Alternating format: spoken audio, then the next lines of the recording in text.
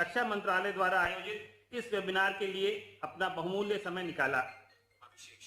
आज का यह वेबिनार आह्वान है कि देश रक्षा के क्षेत्र में पूरी तरह से आत्मनिर्भर हो सके और made in India, made for the world का मार्ग और प्रशस्त हो सके। सर, आज देश रक्षा के क्षेत्र में आत्मनिर्भरता के लिए नए आयाम जोड़ रहा है। डिफेंस इंडस्ट्रियल कॉरिडोर्स का निर्माण, 7 नई रक्षा कंपनियों का गठन जैसे ऐतिहासिक निर्णयों के साथ 2022-23 के एनुअल बजट के अंतर्गत कैपिटल आउटले में अभूतपूर्व बढ़ोतरी ऐसे सशक्त कदम हैं जो सैन्य सुधारों तथा आत्मनिर्भरता के राष्ट्र संकल्प को दर्शाते हैं। सर, मैं यह बताना चाहूंगा कि डिफेंस सेक्टर में आत्मनिर्भरता को लेकर जो एफर्ट्स किए जा रहे हैं उनके परिणाम भी आने लग गए हैं। ओएफबी कॉर्पोरेटाइजेशन, जिसके फलस्वरूप अक्टूबर 2021 में 7 नई डीपीएसयूज का गठन हुआ था, मात्र 6 महीनों में उनके परफॉर्मेंस में बहुत सुधार हुआ है। मुझे यह भी कहते हुए हर्ष है कि इनमें से एक ने तो पुणे स्थित म्यूनिशंस इंडिया लिमिटेड ने अभी 2 दिन पहले एक बड़े डिफेंस एक्सपोर्ट ऑर्डर को साइन किया है जो पहले असंभव सा दिखता था। माननीय प्रधानमंत्री जी, मैं यह भी कहना चाहूंगा कि डिफेंस एक्सपोर्ट में हमारी कोशिश है कि इस वर्ष हम रिकॉर्ड पहले से सबसे ज्यादा एक्सपोर्ट का टर्नओवर हासिल करें। सर, इस वर्ष के बजट में डिफेंस आर&डी के रिफॉर्म के संबंध में महत्वपूर्ण घोषणाएं हुई हैं।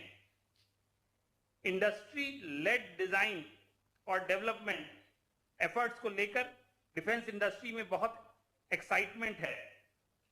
मैं माननीय प्रधानमंत्री जी को आश्वस्त करना चाहूंगा कि हम सभी मिलकर DRDO, industry, startup, services, defence R and D के नए आयाम को पहुंचने के लिए अपनी पूरी शक्ति से प्रयत्न करेंगे। अब मैं माननीय प्रधानमंत्री महोदय से विनम्र अनुरोध करता हूं कि आज के कार्यक्रम को संबोधित करके हम सबका मार्गदर्शन करें। माननीय प्रधानमंत्री जी। नमस्कार। आज के वेबिनार की थीम आत्मनिर्भर in defence, call to action. देश के इरादों को स्पष्ट करती है। बीते कुछ वर्षों से भारत अपने डिफेंस सेक्टर में जिस आत्मनिर्भरता पर बल दे रहा है, उसका कमिटमेंट आपको इस वर्ष के बजट में भी दिखेगा। साथियों, गुलामी के कालखंड में भी और आजादी के तुरंत बाद भी हमारी डिफेंस मैन्युफैक्चरिंग की ताकत बहुत ज्यादा थी। दूसरे विश्व युद्ध में भारत में बने हथियारों ने बड़ी भूमिका निभाई थी। हालांकि बाद के वर्षों में हमारी ये ताकत कमजोर होती चली गई, लेकिन ये दिखाता है कि भारत में क्षमता की कभी कमी न तब थी न कमी अब है। साथियों, सुरक्षा का जो मूल सिद्धांत है वो ये है कि आपके पास अपना कस्टमाइज और यूनिक सिस्टम होना चाहिए, तभी वो आपकी मदद करेगा। अगर 10 देशों के पास एक ही तरह के डिफेंस उपकरण होंगे तो आपकी सेनाओं की कोई यूनिकनेस नहीं रहेगी। यूनिकनेस और सरप्राइज एलिमेंट ये तभी हो सकते हैं जब उपकरण आपके खुद के देश में विकसित हो। साथियों, इस साल के बजट में देश के भीतर ही रिसर्च, डिजाइन और डेवलपमेंट से लेकर मैन्युफैक्चरिंग तक का एक वाइब्रेंट इकोसिस्टम विकसित करने का ब्लूप्रिंट है। रक्षा बजट में लगभग 70% सिर्फ डोमेस्टिक इंडस्ट्री के लिए रखा गया है।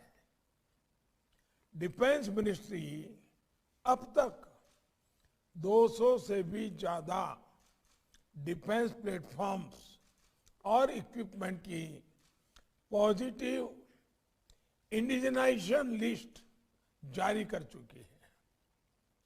इस लिस्ट की घोषणा के बाद डोमेस्टिक प्रोक्योरमेंट के लिए लगभग 54,000 करोड़ रुपीस, करीब 54,000 करोड़ रुपए के कॉन्ट्रैक्ट साइन किए जा चुके हैं।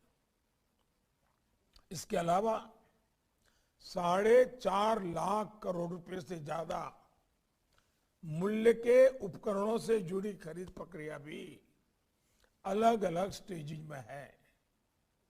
बहुत जल्द तीसरी लिस्ट भी आने वाली है। ये दिखाता है कि हम देश में ही डिफेंस मैन्युफैक्चरिंग को किस तरह सपोर्ट कर रहे हैं। साथियों, जब हम बाहर से अस्त्र शस्त्र लाते हैं तो उसकी प्रक्रिया इतनी लंबी होती है कि जब वो हमारे सुरक्षा बलों तक पहुंचते हैं तब तक उसमें से कई आउटडेटेड हो चुके होते हैं। इसका समाधान भी आत्मनिर्भर भारत अभियान और मेक इन इंडिया में ही है। मैं देश की सेनाओं की भी सराहना करूंगा कि वो भी डिफेंस सेक्टर में भारत की आत्मनिर्भरता का महत्व समझते हुए बड़े महत्वपूर्ण निर्णय ले रहे हैं। आज हमारी फौज के पास भारत में बने साजो सामान होते हैं तो उनका आत्मविश्वास, उनका गर्व भी नई ऊंचाई पर पहुंचता है। और इसमें हमें हमारा झंडा उससे ऊंचा होना चाहिए, ये हमारे जवान की भावना होती है। हमारा देश का सैनिक इस भावना के साथ सीमा पर डटा रहता है। भारत में बनी चीजों को लेकर उसके मन में एक अलग स्वाभिमान होता है। इसलिए हमारे जो रक्षा उपकरण होते हैं उनके लिए हमें अपने सैनिकों की भावनाओं का आदर करना चाहिए। ये हम तभी कर सकते हैं जब हम आत्मनिर्भर होंगे। साथियों, पहले के जमाने में युद्ध अलग अलग तरीके से होते थे, आज अलग तरीके से होते हैं। पहले युद्ध के साजो सामान में परिवर्तन आने में दशकों लग जाते थे, लेकिन आज युद्ध के हथियारों में देखते ही देखते बदलाव आ जाता है। आज जो शस्त्र है उन्हें आउट ऑफ डेट होने में समय नहीं लगता है। जो आधुनिक टेक्नोलॉजी आधारित हथियार है वो तो और भी जल्दी आउट ऑफ डेट हो जाते हैं। भारत की जो आईटी की ताकत है वो हमारा बहुत बड़ा सामर्थ्य है। इस ताकत को हम अपने रक्षा क्षेत्र में जितना ज्यादा इस्तेमाल करेंगे हमें उतने ही सुरक्षा में हम आश्वस्त होंगे।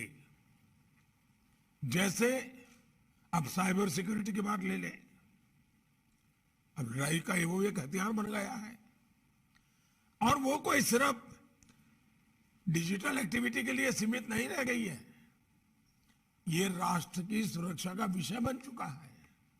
साथियों, ये भी आप भली भांति जानते हैं कि डिफेंस सेक्टर में हमेशा किस तरह का कंपटीशन रहा है। पहले के समय में बाहर की कंपनियों से जो सामान खरीदा जाता था उसमें अक्सर भांति भांति के आरोप लगते थे। मैं उसकी गहराई में जाना नहीं चाहता हूं, लेकिन ये बात सही है कि हर खरीदी से विवाद पैदा होता था। अलग अलग मैन्युफैक्चरर्स के बीच जो कंपटीशन होता है उसके कारण दूसरे के प्रोडक्ट को नीचा दिखाने का अभियान निरंतर चलता रहता है और उसके कारण कंफ्यूजन भी पैदा होता है, आशंका भी पैदा होती है और भ्रष्टाचार के दरवाजे भी खुल जाते हैं। कौन सा हथियार अच्छा है, कौन सा हथियार खराब है, कौन सा हथियार हमें उपयोगी है, कौन सा उपयोगी नहीं है, इसे लेकर भी बहुत कंफ्यूजन क्रिएट किया जाता है, बहुत योजनापूर्वक किया जाता है। कॉरपोरेट वर्ल्ड की लड़ाई का वो हिस्सा होता है। आत्मनिर्भर भारत अभियान से हमें ऐसी अनेक समस्याओं का भी समाधान मिलता है।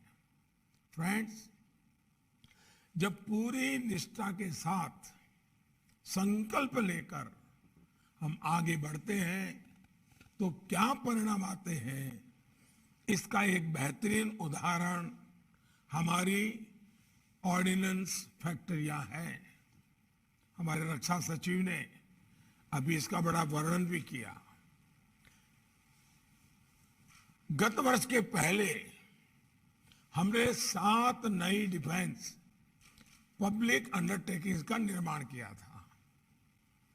आज ये तेजी से बिजनेस का विस्तार कर रही है, नए मार्केट में पहुंच रही है, एक्सपोर्ट के ऑर्डर्स भी ले रही है। ये भी बहुत सुखद है कि बीते 5-6 सालों में डिफेंस एक्सपोर्ट में हमने 6 गुना वृद्धि की है। आज हम 75 से भी ज्यादा देशों को made in India defence equipments और सर्विसेज दे रहे हैं। मेक इन इंडिया को सरकार के प्रोत्साहन का परिणाम है कि पिछले 7 सालों में डिफेंस मैन्युफैक्चरिंग के लिए 350 से भी अधिक नए इंडस्ट्रियल लाइसेंस इश्यू किए जा चुके हैं, जबकि 2001 से 2014 के 14 वर्षों में सिर्फ 200 लाइसेंस जारी हुए थे।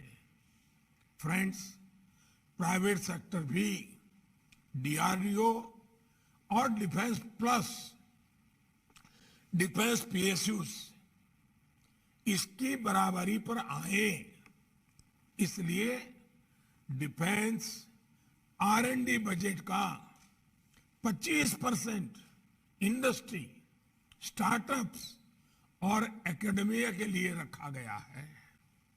बजट में स्पेशल पर्पज व्हीकल मॉडल की व्यवस्था भी की गई है। ये प्राइवेट इंडस्ट्री के रोल को सिर्फ एक वेंडर या सप्लायर से आगे एक पार्टनर के रूप में स्थापित करेगा। हमने स्पेस और ड्रोन सेक्टर्स में भी प्राइवेट सेक्टर के लिए नई संभावनाएं बनाई हैं। उत्तर प्रदेश और तमिलनाडु के डिफेंस कॉरिडोर्स और इनका पीएम गति शक्ति नेशनल मास्टर प्लान के साथ इंटीग्रेशन देश के डिफेंस सेक्टर को जरूरी ताकत देंगे। साथियों, ट्रायल, टेस्टिंग और सर्टिफिकेशन की व्यवस्था का ट्रांसपेरेंट, टाइम बाउंड, प्रैग्मेटिक और निष्पक्ष होना एक वाइब्रेंट डिफेंस इंडस्ट्री के विकास के लिए बहुत जरूरी है। इसके लिए एक इंडिपेंडेंट सिस्टम समस्याओं को दूर करने में उपयोगी सिद्ध हो सकता है। इससे देश में जरूरी स्किल सेट के निर्माण में भी मदद मिलेगी। फ्रेंड्स, आप सभी से देश की बहुत सारी उम्मीदें जुड़ी हुई हैं। मुझे विश्वास है कि इस चर्चा से डिफेंस सेक्टर में आत्मनिर्भरता के लिए नए रास्ते बनेंगे।